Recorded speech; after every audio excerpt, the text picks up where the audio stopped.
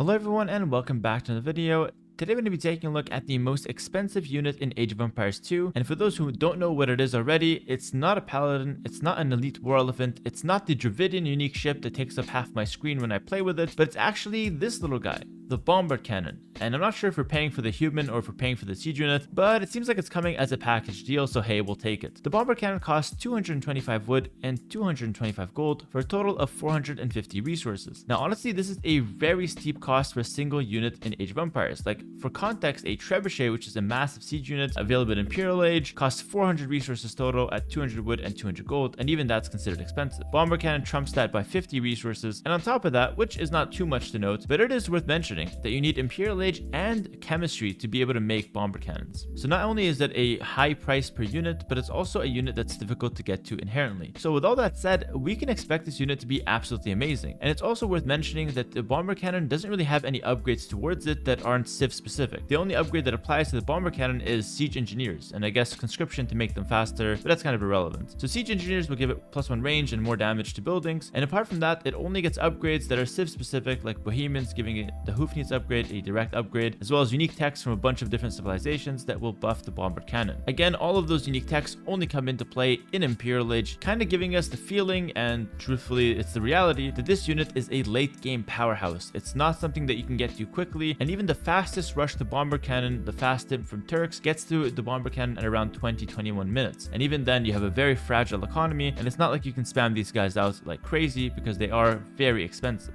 Now, at 450 resources apiece, I want to make sure that I'm getting the value out of this unit, because again, it is the most expensive unit in the game. Is it actually worth it though? Let's go ahead and analyze it. Now, the bombard cannon is kind of like a hybrid between a trebuchet and an onager. It does both roles of the treb and the onager in one unit, but it does the same roles at a weaker effectiveness. What do I mean by this? For example, a treb is effective against buildings and is probably the most effective against buildings from 16 range, doing high damage and being a force to reckon with. The bombard cannon has less range than a trebuchet at 12 base range and does around half the damage as a trebuchet would to a building. However, the bombard cannon comes with a very big plus side to it. Compared to a treb that has to pack and unpack and is very fragile when shooting a building, the bombard cannon doesn't have this downside. It can walk up, take a shot, and immediately walk back. If you sense enemies coming towards you, you can easily walk back without having to wait for the trebs to pack up. So although the bombard cannon is weaker against buildings than a treb, it's actually more practical in a lot of cases. Now let's compare it to the onager. The onager is insane at taking care of mass units. However, the onager only has 8 range. And although the onager has more splash damage and more base damage, the bombard cannon has 12 range. This gives you 4 extra range to play with, and on top of that, the bombard cannon has better stats, but we'll get to those later. Being a hybrid between a treb and an onager makes the bombard cannon a very appealing unit to get into. It's basically an all-purpose siege unit that you can walk to the front and take shots at buildings, and if the enemy army comes towards you, you can easily attack around them, landing some juicy shots against enemy army before your main army can engage them. This makes it way harder for the enemy to engage into bombard cannons because the bombard cannons themselves can fight back as the first line of defense. And remember, 12 range basically outranges every other unit in the game that's not a siege unit. Like Arbalests go up to 8 range, heavy cavalry go up to 7 range. Most unique units are playing around 6 to 8 ranges as well. Basically, only the Britons can get a unit that goes up to 12 range that's not a siege unit. So with that in mind, the bombard cannon is going to stay very clear out of range of anything that's not a siege unit. And that is a very powerful thing to have, especially with a unit that can shoot against enemy army and enemy buildings alike. One of the really good things about the bombard cannon is that it has a decent movement speed as well. You're able to maneuver and micro it quite effectively, and it's not as slow as something like a monk, for example. The bombard cannon really feels like it's hard for your opponent to jump on it. If you're watching it and you're alert, if you see enemy army coming again from 12 range away, you can easily pull back, take a shot, and kind of walk your way to safety. And sometimes your opponent has to decide whether to commit and dive very deep to snipe them, or simply go back and potentially take a shot from the bombard cannon before going back and losing a few units in the meanwhile. The fact that the bombard cannon is really good against pretty much every scenario it can encounter makes it such an appealing unit, especially for the pros that have really good micro to go into. Think of it like an all-purpose siege unit that can do pretty much everything you want from a siege unit. That is such an incredible thing to get out of the bombard cannon, and of course it kind of justifies the high price. Now, one thing I really love about the bombard cannon, and this is not talked about nearly enough are the stats that it comes with. It comes with 80 HP, which is very solid in of itself, 40 damage, which again is quite solid as base damage. It obviously gets bonus damage against buildings, dealing somewhere like 150 to 250, something like that per shot. I don't know the exact numbers, but I don't stress over them either. The armor that it has is 2 melee armor and 5 ranged armor. This is very important. Unlike the bonus damage for buildings, that's a little bit irrelevant because you can kind of eyeball it. The armor that the bombard cannon comes with is very crucial. Having 2 base melee armor is so important. Remember, you can't upgrade base armor for the bombard cannon. You can't upgrade them at the blacksmith. So the only way to get extra armor is actually through unique techs or unique bonuses, like Hindustani, for example, to get armor on their gunpowder. So you're getting 2 melee armor base. This is insane because a villager has 3 attack, and villagers sometimes have to fight cannons if the game gets messy enough, and villagers will deal only 1 damage to the cannon. Compare this with a treb that villagers will absolutely eat up. The bomber cannon needs 80 shots from a villager to go down, and it can move freely. Villagers as a last resort cannot be used against bomber cannons. I know this sounds strange, why would villagers be fighting bomber cannons? But maybe it's just my games, but trust me, it happens more often than you'd think. And hitting bomber cannons is just not that effective, whereas hitting rams,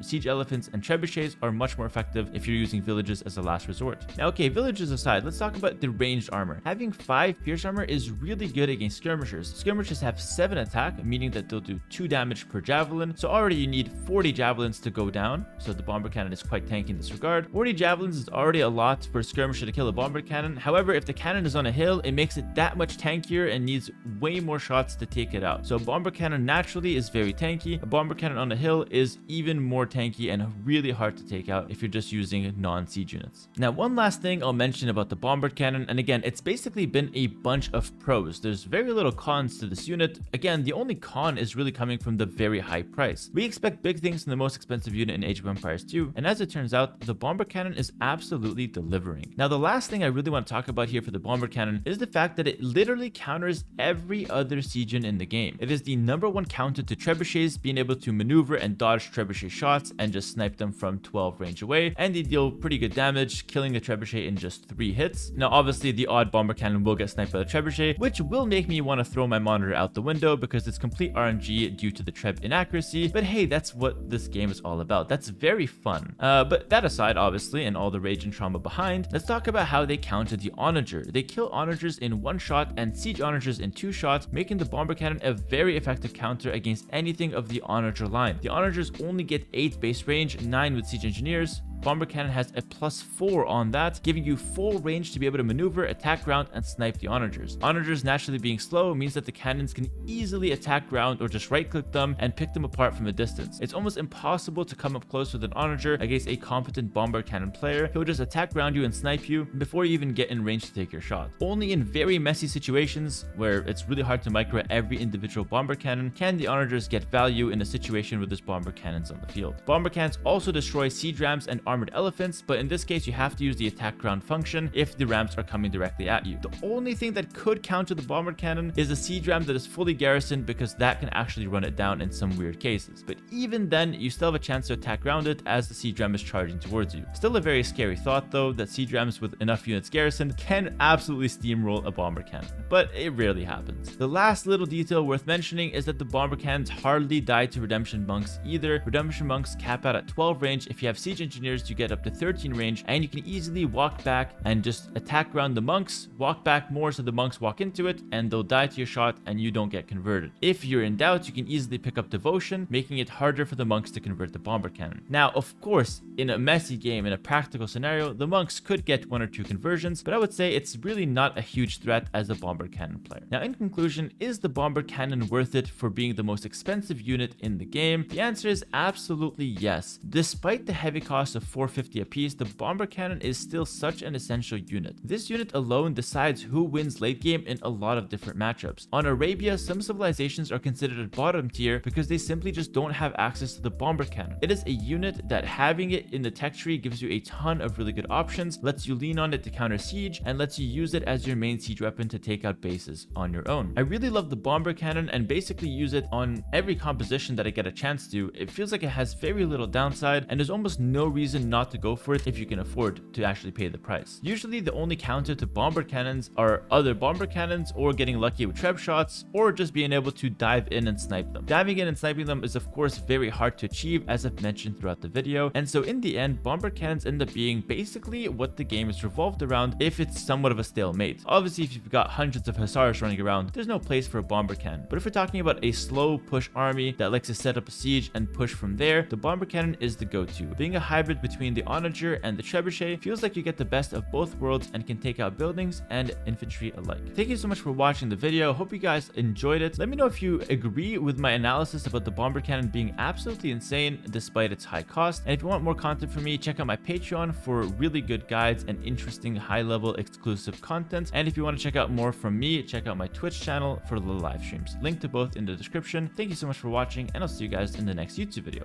Peace.